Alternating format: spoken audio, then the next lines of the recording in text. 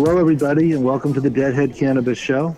This is Jim Marty in home self-quarantine here in Boulder County, Colorado. I have my partner, Larry Mishkin, up in Chicago. How you doing, Larry? Jim, I'm doing just fine. I, too, am in self-home quarantine here. But I will say that if I have to be self-home quarantine, being in your barn would not be a bad place to be. Well, yes, I'm enjoying my home more than I have probably in a long time. Wonderful. It's a very busy schedule, but probably much like you, despite the coronavirus crisis, I've been very, very busy with my clients, talking to our Bridge West clients around the country. And I know you're still in the midst of license applications there. So, Larry, you and I are fortunate that we can at least have work to do here while we're self-quarantined. Jim, I completely agree. And it really makes a big difference to be stuck at home. But certainly with all of this application work going on, I'm as busy as I ever was. And I'm very thankful for that right now. There's no doubt about it, because it'd be kind of scary otherwise. I agree. Yes, we're fortunate that we can work from home while many other people's jobs do not permit them to work from home. So, but I've been on the phone all week with Bridge West clients around the country, and in spite of the self-quarantine and the shutdown of so many businesses, the cannabis industry is very busy. Our retail shops have lines, some of them, around the block, record sales as people stock up. So far, there's been no mandatory shutdown of cannabis shops. Certainly, you can't do that on the medical side as patients need their medicine, but also in adult use. And many people feel all adult use is at some level medicinal. So what I've been encouraging my clients to do is to make sure their lines of supply are strong for the next 3 or 4 weeks. So the cultivators, like farmers, are still in their cultivation facilities working hard, practicing self-distancing, wearing gloves and masks while they keep the growing plants alive and ready for harvest. Yeah, that's one of the great things about cannabis, Jim, is that, people always joke that alcohol is recession-proof. I think you could say the same thing about cannabis. People who are going to be locked in their homes for long periods of time certainly are stocking up. We're seeing that happening here in Illinois, which is a little more complicated because we're still in the very, early stages of adult use, and we haven't quite gotten our supply lines up to where we would like them to be, and that's created a bit of a rush on the adult use dispensaries. However, we were all handed a very nice surprise the other day when, without any prior warning or notice it was going to happen, Governor Pritzker signed emergency legislation that allows the medical dispensaries, which you were just talking about. He recognizes the need for medical patients to be able to get their medical cannabis. And so he has signed a bill that will now allow medical cannabis stores to make curbside sales. You can call in, place your order, pull up in front of the dispensary. You don't have to get out of your car. They come outside. They're being given permission to bring the cannabis outside, hand it to you, and then, you've completed the sale. And I think they said they have to have a security guard out there with them. But this is huge because a lot of people were very, very concerned that there might be a mandatory shutdown of the medical dispensaries, and then what would happen to the patients. So it's really hard for us to believe here in Illinois that within the span of a year, we've gone from being kind of the desert of the cannabis world to, right in the middle of it, and everything's coming up green. Oh, that is really good news. They have not done that here in Colorado, and there is no mandatory shutdown of the cannabis industry here in Colorado. So they are still open, although I have to say some of our clients have voluntarily shut down just because they didn't want to expose their employees to the virus brought in by people coming in to buy cannabis. So that's what's going on here. I actually penned an email to our governor, Governor Paulus, yesterday, who I have a good relationship with, and asking him not to take any further action to limit the hours or shut down the open cannabis shops. One of the points I made is right now the cannabis industry is one of the very few industries that is putting money into government coffers. Here in Colorado, we don't tax food, so in spite of the spike in grocery sales, there's no increase in revenue, while there is on the cannabis side. So anyway, that's what's going on here in various parts of the country. Now, we don't have very much music to talk about, but I believe that you wanted to attend but could not attend the last show for a while at Madison Square Garden, a reunion of sorts for the Allman Brothers. That's correct. The Allman Brothers did their 50th anniversary show in New York on March 10th, I want to say, and I had plans to go out there with a couple of my good buddies, Alex from San Francisco and Mike from Minnesota. We're all regulars on the concert scene together. We had our tickets. We had an Airbnb set up in the city, and we were all ready to go. And as the date grew closer, I realized that I probably wasn't going to be able to make it, both because the workload for the applications. At that point, the application deadline was March 16th. It hadn't been pushed out yet. So I still had to scramble to get that done.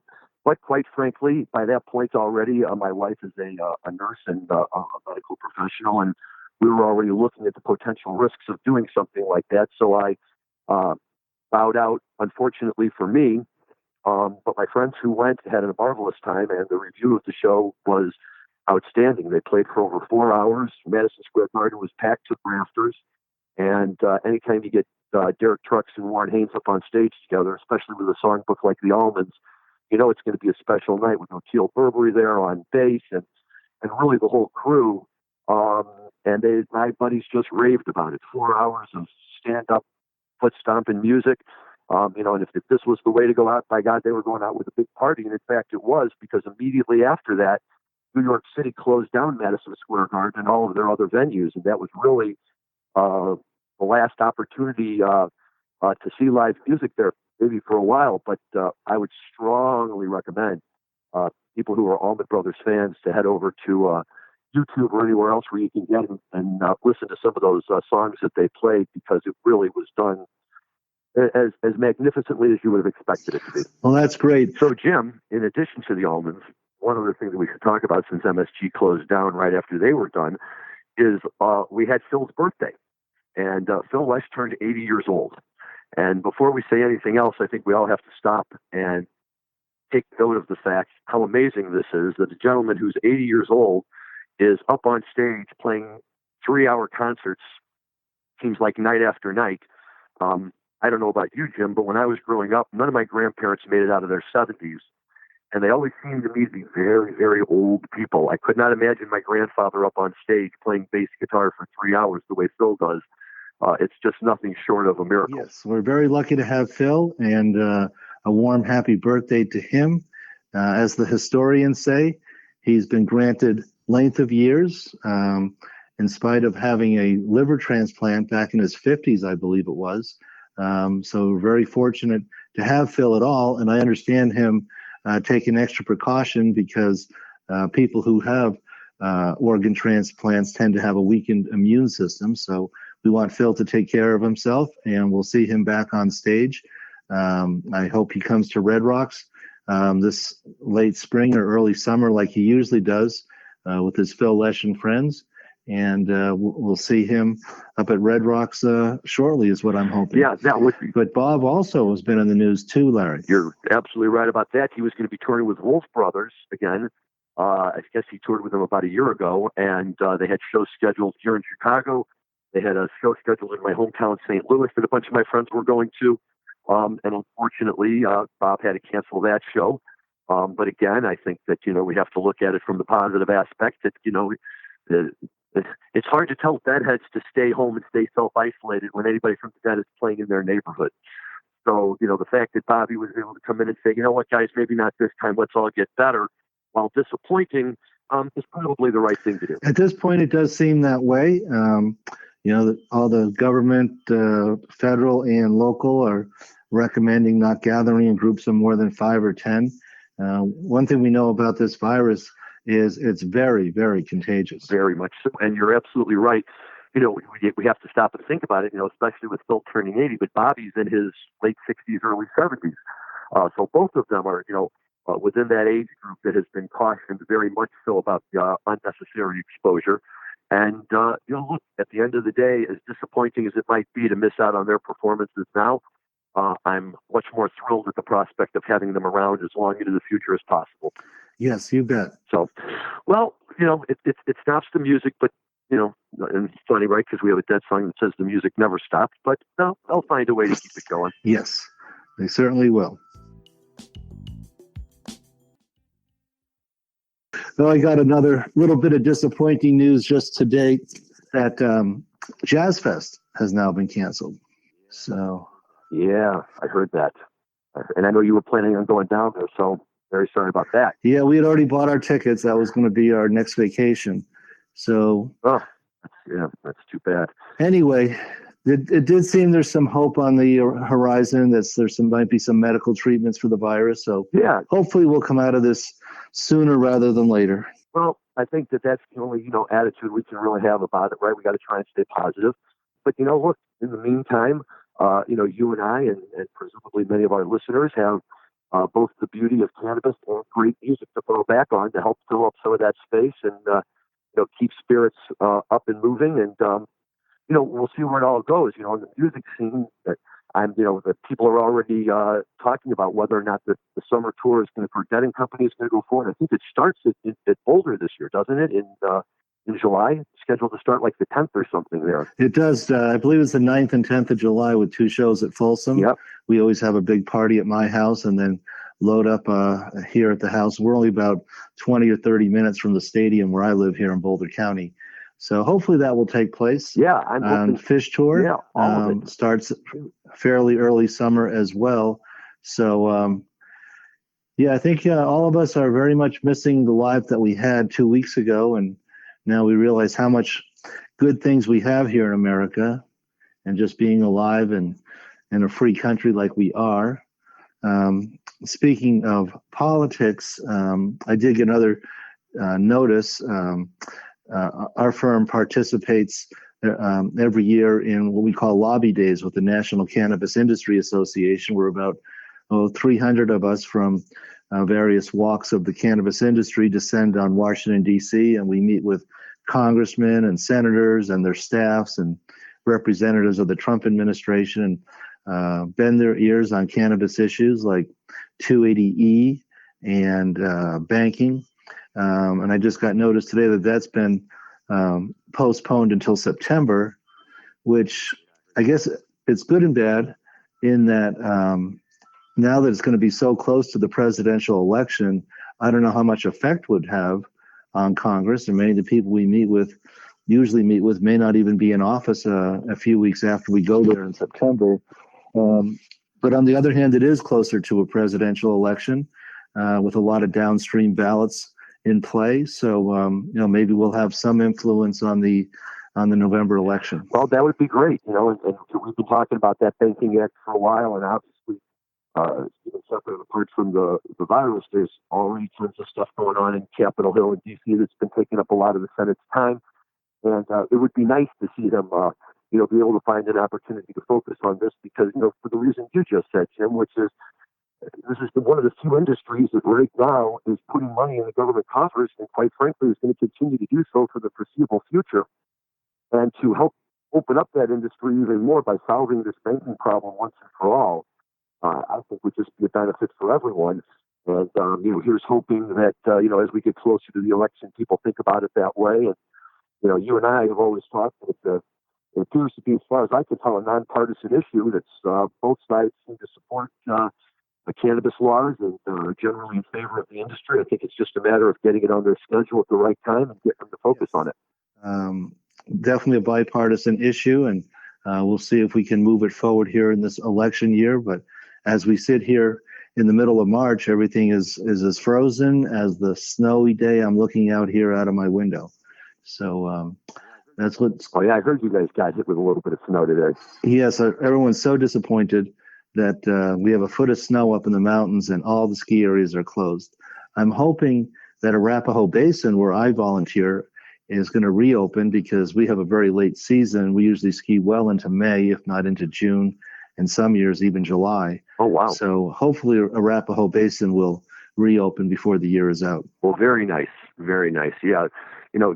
God works in mysterious ways sometimes, right? Shuts down the ski slopes and then drops a foot of snow on them. So I can't figure it out, but I'm sure there's a grand plan in there somewhere. Well, a lot of people are surprised that March and April are actually our snowiest months here in Colorado. we really depend on the late winter, early spring snowfall to boost our snowpack, which is used for our source of water for our front range population, as well as our agricultural business here. So we never complain about moisture here in Colorado. Excellent. Okay, well, I guess we'll see what happens right over the course of the next week. The coronavirus will certainly be a continuing issue for some time, and you and I will be there to interpret how it's impacting the cannabis industry, how it's impacting the music industry, and alternatives maybe that we can even think of, for our listeners in terms of going back and listening to classical Dead or Fish, and nothing better than to do it with a wrap joint of your favorite cannabis. So make an evening of it. Yes. Well, speaking of which, I've been listening to and have ordered the new 15 CD box set that the Grateful Dead family is putting out. Oh, the 76 shows, yeah. It's called June 1976. Mm-hmm. And been listening to some of it. Great, fabulous songs, great renditions, very strong. I think if you listen to a couple and you have a couple of your favorite nuggets. Well, I'll tell you, Jim, it's interesting because I'm a big fan of these box sets, and every time they come out, I'm a sucker, and I just buy it because I love the packaging. I love all the stories that go along with it. Sometimes on the budget that can be a little bit tight, but this one wasn't overly expensive. But what sold me was the very first song on the very first disc, a very, very rare version of the Grateful Dead playing Mission in the Rain. And I have to tell you, it was so tremendous that on that one song alone, I said, I'm buying the box. But it's rare to get to hear a Jerry Garcia tune like that. I mean, we know Deal and some of them get played all the time, but songs like Mission in the Rain or Catfish John or those kind of songs comes a time you just don't get very often.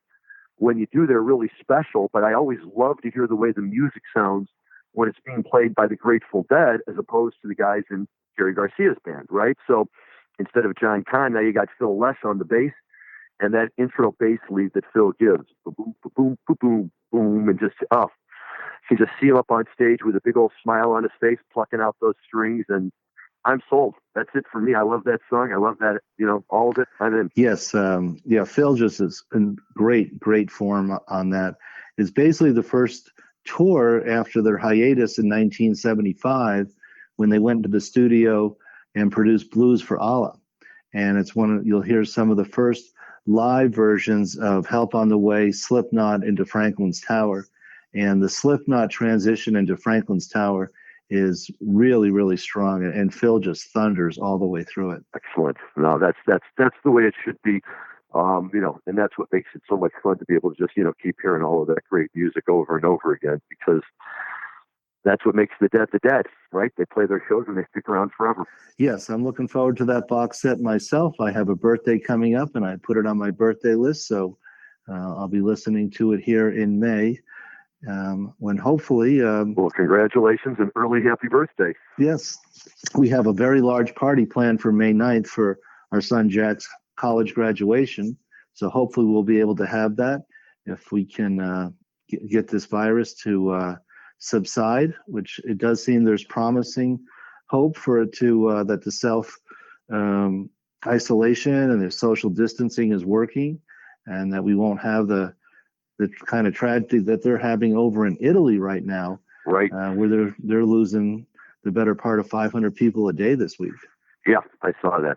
You see those numbers, and that's really scary. You see what could possibly happen. So as much of an inconvenience as we may feel that this social distancing is, it clearly is important, and it clearly plays a benefit. I've been seeing the numbers in China where they show that now with the social distancing, they've been able to get the rate of infection down to the point where it's almost zero.